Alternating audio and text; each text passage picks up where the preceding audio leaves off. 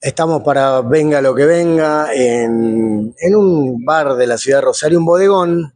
De paso le hago propaganda porque tuvieron la amabilidad de bajar el volumen y permitirnos que se escuche bien. El bodegón se llama Pueyrredón, Tucumán y Pueyrredón. Con la visita a Rosario, que está de gira por todos lados, con el abogado Pablo Branich, se dice. Branich, presidente de la Fundación Lazos. Cuando volví a hacer el ciclo de Venga lo que venga, fuiste el primer entrevistado sobre estos temas y todas las semanas me ocupé de los temas de impedimento de contacto, obstrucciones de vínculos, falsas denuncias, interés superior del niño. Así que lo que siempre pido a las personas que entrevisto es que se presenten a sí mismas como quieran y lo que tengan para decir hoy, porque van cambiando las presentaciones, claro. Aparte el público se renueva. Como decía Saint-Exupéry en El Principito, ser juez de uno mismo es la tarea más difícil, y difícil es presentarse también. Pero bueno, yo me presento como papá de Franco, soy abogado de familia y me dedico a toda esta problemática. Y en medio de esa problemática de obstrucción de vínculos nace Fundación Lazos. ¿Cómo nace Fundación Lazos? A través de mi propia vivencia al estar impedido de contacto durante un tiempo y ver que el Estado, entre lo que hacía el abogado, el psicólogo que yo iba, y el Estado con la justicia, entre el Estado y lo que hacía yo no había nada. Y en base a eso, en el año 2013, nace lo que ahora todos conocen como Fundación Lazos. Perfecto. Bien, entonces fue a partir de tu propia vivencia que eso te invitó a ver cómo se podían funcionar las cosas de otra manera y ahí fuiste avanzando. ¿Y ya cuántos años de la fundación? ¿Y de qué se ocupa Acá en Rosario desde el año 2014 que estamos. Y en Buenos Aires arrancamos en el año 2011 con personería jurídica en el año 2013.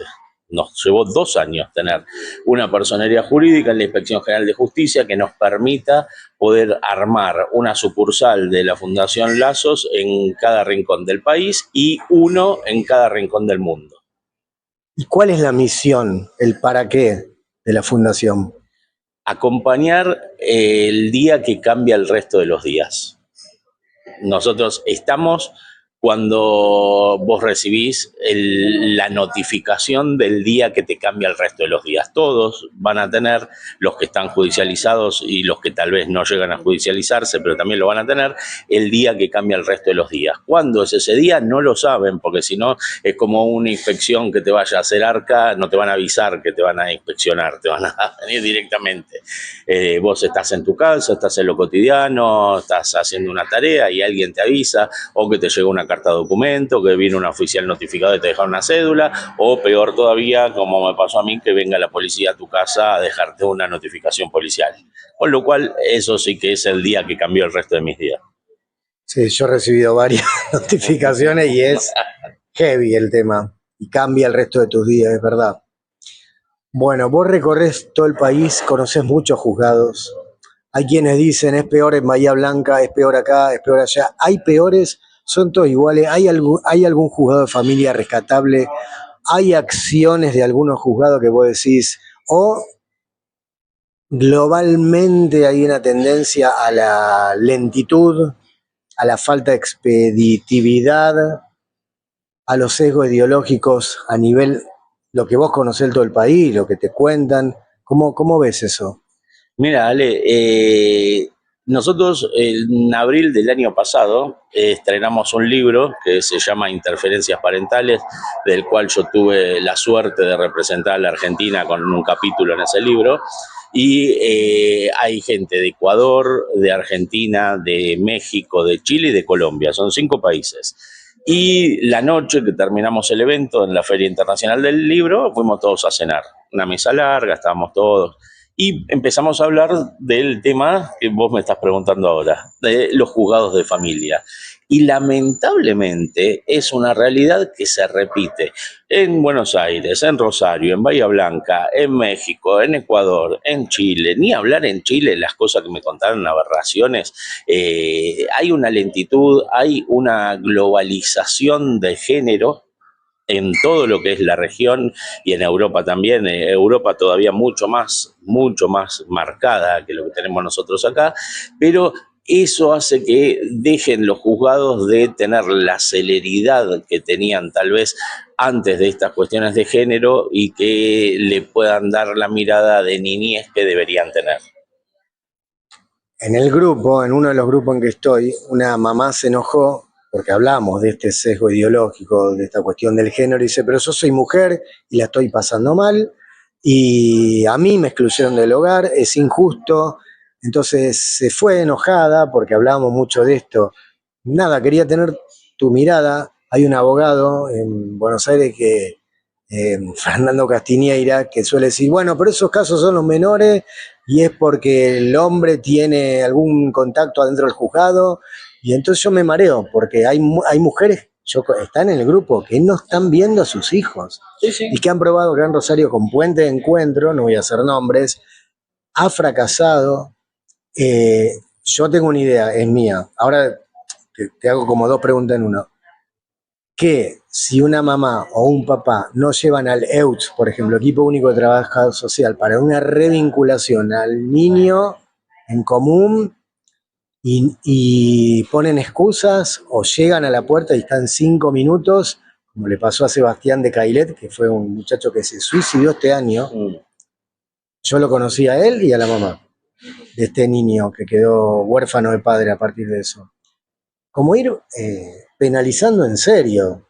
Pero primero lo primero, que es, hay mujeres también que han sido como excluidas del hogar, que no ven a sus hijos, y sin embargo son mujeres, y cómo entra el género ahí. Sí, pero a ver, vos cuando estabas contando esto decías que la estaba pasando mal. Hay un montón de papás también que la están pasando mal, y hay un montón de abuelos y abuelas también que la están pasando mal. El tema es que hay que tratar de separar la paja del trigo. Yo no es chivo esto porque el libro no se vende en Argentina, así que el capítulo mío se llama Me hicieron una falsa denuncia. Y ahí explico un poco de qué viene el tema de la falsa denuncia. ¿Por qué uno va a un juzgado y hace una falsa denuncia? Porque algo hay atrás de eso. Porque nadie va a hacer una falsa denuncia a alguien que no le haga un daño. Porque lo que se busca con la falsa denuncia es la posibilidad de realizar un daño a la otra persona. Entonces, algunas veces el problema no es el impedimento de contacto que está establecido de facto, digamos, porque no hay una orden perimetral, ni hay una denuncia de abuso sexual, no hay nada jurídico que lo intervenga, pero sí hay de facto una mamá o un papá obstructor de vínculo. ¿Y qué hacer en esos casos? Porque la justicia de familia no tiene el poder coercitivo que tiene la justicia penal. Entonces, habría que hacer algún tipo de modificación para que la ley 24270, que es la ley de impedimento de contacto, tenga un poco más de efectividad. Porque realmente vos vas a una fiscalía, al menos me pasa a mí en la provincia de Buenos Aires, voy a una fiscalía y tienen 10 muertos, 20 kilos de cocaína y un papá impedido de contacto, una mamá impedida de contacto. Entonces, la verdad que esto, guardarlo en el cajón directamente las archivan. No conozco, no hay jurisprudencia de una condena por la 24270, no existe. Yo creía que iba a lograrlo, pero sí lo que pasó, que por un WhatsApp de insulto a la mamá de mi hijo, a mí sí me imputaron, a mí fui a audiencia y finalmente dije, bueno, firmo un acta de compromiso que es como una mini probation, y se archivan todas las otras que había, y cerré los ojos y dije, ok, listo, ya está. Y yo denuncié con evidencias. El acta de compromiso de acá de Rosario Santa Fe no lo conozco. Lo que hay que tener cuidado que muchas veces en la provincia de Buenos Aires le hacen firmar el juicio abreviado y en realidad están reconociendo el delito. Por lo cual vos tampoco después vas a tener una buena defensa más adelante si hubiera algún tipo de reincidencia en algún tipo de delito, o vos ya estás reconociendo este delito. Está bien, archivan todas las causas, sale del juego todo lo que es la parte penal. Porque también es una presión muy grande estar judicializado, no es para cualquiera. Entonces, ahí trabaja la fundación, ahí nosotros tenemos grupos de contención, tenemos grupos de papás, grupos de mamá, grupos de abuelos, digamos, es muy interesante ver cómo interactúan los nuevos con los viejos. Los que recién llegan a la familia judicial y los que ya se fueron de la familia judicial pero que se quedaron dentro del grupo, y muchos terminan su expediente y piden salir del grupo con amabilidad, no se borran ni nada, pero como que no pueden seguir en el mismo tema más porque ya lo resolvieron y es algo que les duele muchísimo y no lo pudieron superar eso. Entonces le queda ese regurgitar de lo que les pasó judicialmente. Y como hablábamos hace un ratito, el derecho de familia es circular. Cuando uno tiene un hijo y hace un acuerdo, ese acuerdo no es para toda la vida porque ese hijo va creciendo. Entonces no es lo mismo un acuerdo de un nene que usa pañales a que no use pañales, de que vaya a una escolaridad a que no esté escolarizado porque ya pasó el secundario. Entonces hay un montón de etapas dentro de la vida de la familia que vamos a tener que manejarla de otra forma diferente, haciendo lo que se llaman en un derecho esos incidentes. Esos incidentes son modificaciones de lo que tenemos acordado, porque es imposible acordar por etapas. Exacto. Bueno, acta de compromiso, pasándolo en limpio, fue que yo hiciera una donación a un comedor que tenía que ver con una ideología feminista, no me acuerdo el nombre, y que hiciera un curso que lo apruebe de nueva masculinidad, algo así. Fue eso. Lo acepté para cerrar ya todo y encarar otra etapa. Un poco a desgano, porque yo digo, llevaba con actuaciones notariales en terreno, probatoria todas las semanas al MPA, al Centro de Justicia Penal, y resulta que no había caso, no hubo ni siquiera una imputación, y a mí sí, por la Oficina de Violencia de Género.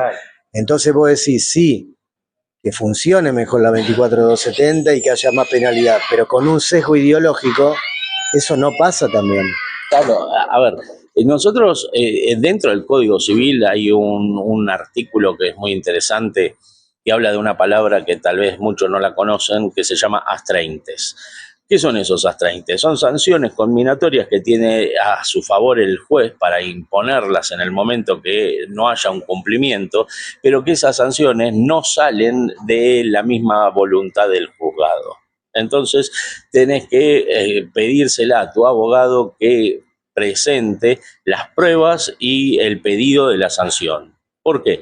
Porque vamos a suponer, ante un impedimento de contacto no justificado, vale decir, me tocaba estar a mí el miércoles, no me dan a mi hijo, voy el otro miércoles, no me lo dan, voy el otro miércoles, no me lo dan. Con convenio homologado. Exactamente.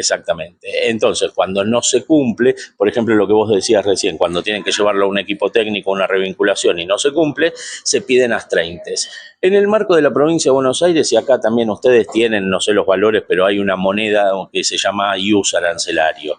Esa moneda, no sé, por ejemplo, 40.000 y pico sale en la provincia de Buenos Aires. Ante un incumplimiento, 2 IUS, multiplicándose por cada incumplimiento. Entonces, el primer incumplimiento son 80 lucas, el otro son 160, pero ya cuando te pone el de 320, pará, que esto me duele. Entonces, hay veces que se puede cumplir porque lo saca el juez y hay veces que se puede cumplir porque se obliga a tocarle el órgano más sensible al incumplidor o la incumplidora, que es el bolsillo. Para mí el órgano más sensible sería que si alguien insiste y dice, bueno, lo pago y sigo igual, es que pierda el cuidado personal y la responsabilidad parental. Claro. Porque ponele que alguien diga, ok, listo, la multa, la pago, sigo igual, podría pasar. Sí. Pero mira esto, si vos no tenés contacto con tu hijo, perdiste el timing de qué es lo que él quiere, lo que él necesita, porque te lo impidieron, no porque vos lo quisiste, porque te lo impidieron. El juzgado nunca va a sacar, y esto es bueno que la audiencia lo sepa, nunca va a sacar a un hijo de ese ámbito, de esa madre o ese padre que son mala influencia para ese hijo, y dártelo a vos, porque primero te tiene que revincular. No lo pueden extirpar de ahí y meterlo en otra familia, porque sería como darle una mini adopción a otro lugar donde el nene no conocería, porque como vos perdiste el timing de él, él también te perdió el timing a vos. Entonces, lamentablemente, ese traspaso en la provincia de Buenos Aires son 6 meses. Si vos estuviste impedido de contacto más de 6 meses, los juzgados automáticamente te mandan a una revinculación. Y la palabra suena feo, porque muchos papás y mamás me preguntan, ¿cómo me van a revincular con mi hijo si yo lo único que quiero es hablar por teléfono y no hablo porque la madre o el padre me lo impide? Si me dejan hablar 5 minutos, esto lo pongo en marcha. Bueno, hay que tener esos 5 minutos. Algunas revinculaciones son más largas, otras revinculaciones son más cortas, pero siempre se puede. Pero ¿qué pasa si aún con las multas, si la persona dice, bueno, la pago y voy pagando porque no sé, puede, lo hace y sigue sin pasar nada?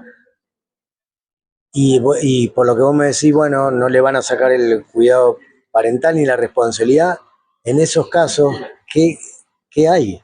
Hay un vacío ahí. No, ahí está el artículo 239 del Código Penal, que es desobediencia de orden judicial. Entonces vos tenés que salir, es a nivel nación el 239, porque no es de la provincia de Buenos Aires. Vos salís del juzgado de familia con la orden que tenía que llevarlo tal día o ejecutar tal instrucción y no se cumplió, vas al juzgado penal y denunciás por el delito del 239, incumplimiento de orden judicial. ¿Qué pena tiene? No, son de bagatela, pero van en reincidencias. Entonces vos tenés un incumplimiento hoy que configura un delito. Dentro de 15 días tenés otro incumplimiento que configura otro delito. Entonces van haciendo concurso. Lo último que sería de esto es que acá estábamos viendo de que se arme un registro de obstructores y que también vayan, también correr por ese lado. Bueno, no sé, no vas a poder manejar, no vas a poder salir del país.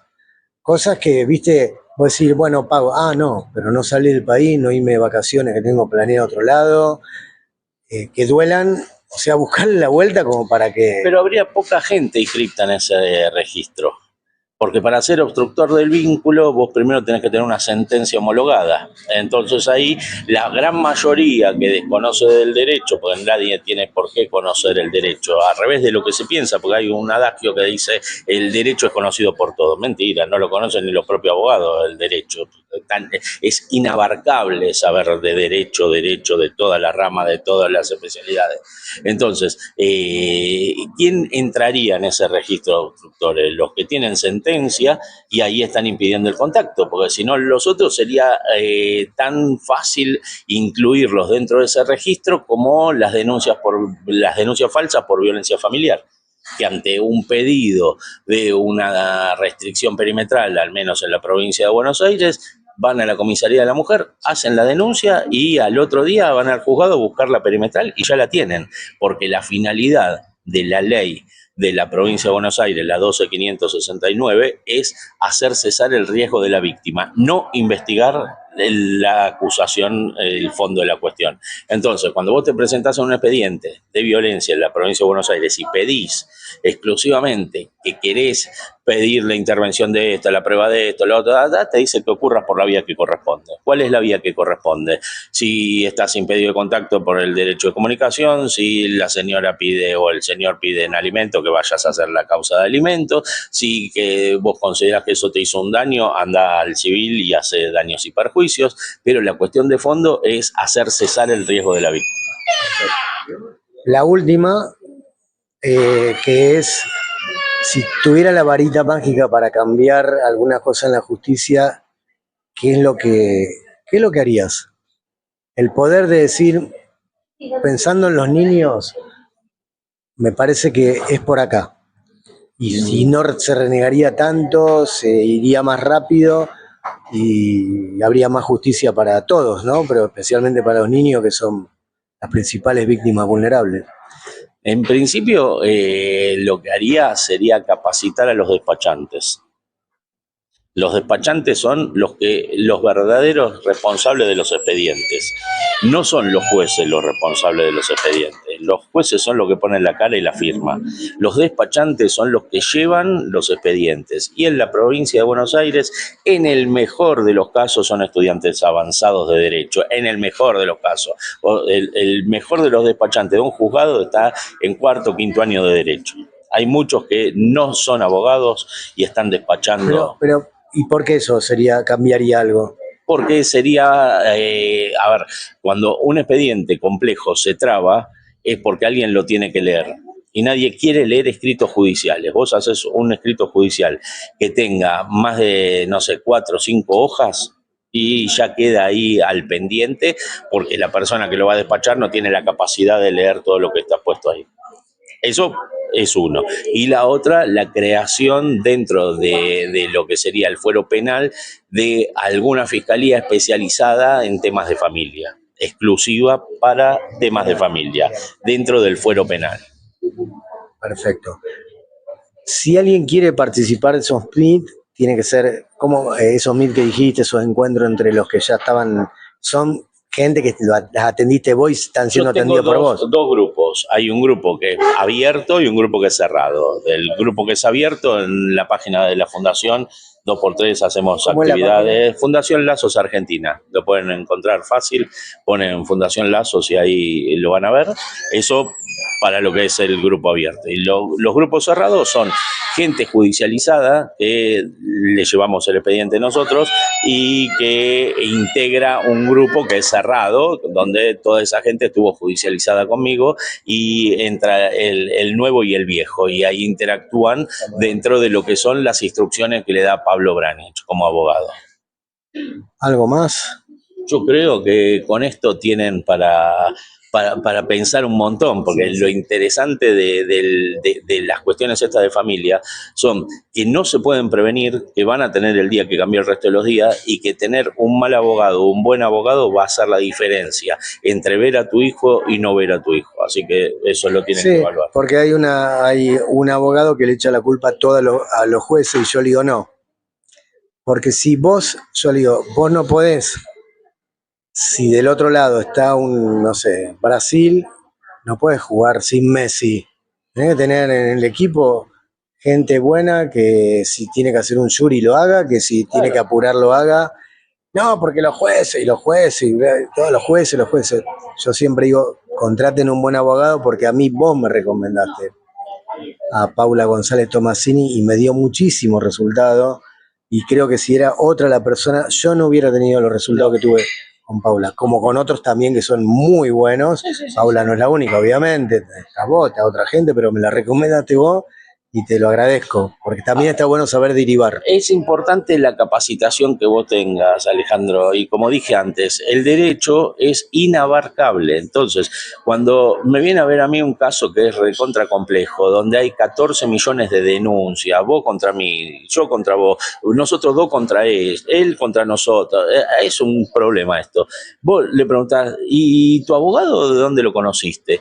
No, tenía una empresa y que era el abogado de la empresa, o un primo del barrio, o esto, porque no me cobraba, qué sé yo. A ver, él no me cobra. ¿Vos te dejaría que yo te opere del corazón y no te cobre? No, porque lo barato sale caro, salvo que mi papá era otorrino y me diría, yo te opero. Claro. Mi propio padre, bueno, que a veces ni me quería atender y me mandaba a otros porque le da, no sé, pero si no, no. Por eso es la especialización. Yo cuando te recomendé con Paula es porque compartimos un montón de capacitaciones que hicimos juntos, congresos, jornadas, grupos. Entonces, a ver, el que está en constante capacitación, un profesor mío de la facultad decía que el abogado que no se capacita todos los días es menos abogado. Bueno, el psicólogo también. Y bueno, entonces hay que estar ahí en la cresta de la ola siempre, porque las leyes van modificándose, hay que ir buscándole la vuelta, hay que fijarse la jurisprudencia. La inteligencia artificial no nos sirve en muchos casos para eso. Inclusive hasta inventó jurisprudencia que no existía. Claro. Bueno, muchas gracias y me acordé de una frase para cerrar que decía Hugo Hirsch, un psicólogo, que dice, para ser profesional no hace falta ser sabio, sino estar actualizado en lo que va actualizándose en tu ciencia o disciplina. Eso era ser profesional, no tenés que ser sabio sino estar actualizado. Sí, totalmente. Gracias, muchas gracias. A toda la audiencia y a vos, Ale, por la invitación. Un placer, gracias.